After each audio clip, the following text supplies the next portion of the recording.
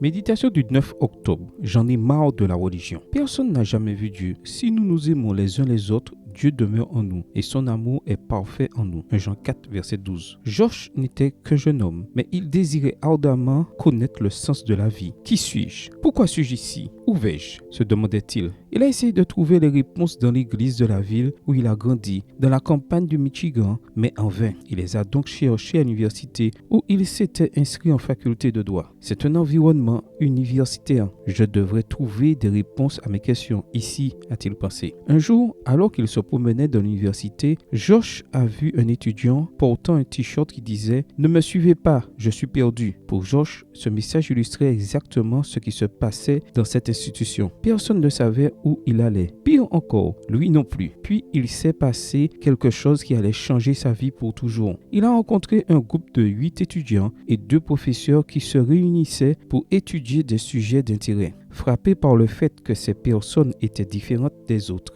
il a décidé d'assister à leur réunion. Après 2 semaines, la conversation s'est tournée vers la religion. C'est la dernière chose que Josh voulait entendre. Il a donc adopté une position hostile. Il a notamment déclaré sur un ton sarcastique que le christianisme n'était pas fait pour les intellectuels. Comme personne ne répondait, il s'est tourné vers une jeune femme du groupe. « Toi, dis-moi, qu'est-ce qui a changé ta vie ?» « Jésus-Christ, a-t-elle dit, en regardant Josh droit dans les yeux. « S'il te plaît, » a continué Josh, « ne me parle pas de cela. J'en ai marre de la religion. »« Je n'ai pas dit religion, » a répondu la fille. « J'ai dit Jésus-Christ. » Surpris par la réponse de la jeune fille, Josh s'est excusé, expliquant son attitude. Les membres du groupe l'ont donc invité à examiner objectivement l'affirmation biblique selon laquelle Jésus-Christ est le Fils de Dieu. Josh a volontiers accepté dans le but de prouver la fausseté de cette affirmation. Résultat, en examinant les preuves, Josh a été attiré par Jésus. Ce ne sont pas les preuves historiques, écrit-il, qui m'ont attiré vers Jésus-Christ. C'est son amour, un amour que j'avais déjà vu se manifester dans la vie d'un groupe de chrétiens. Comme c'est intéressant, ce ne sont pas les preuves historiques ni les doctrines qui ont eu un impact sur la vie de Josh McDowell. C'est l'amour du Christ se manifestant dans la vie d'un groupe de croyants. Quel défi pour nous!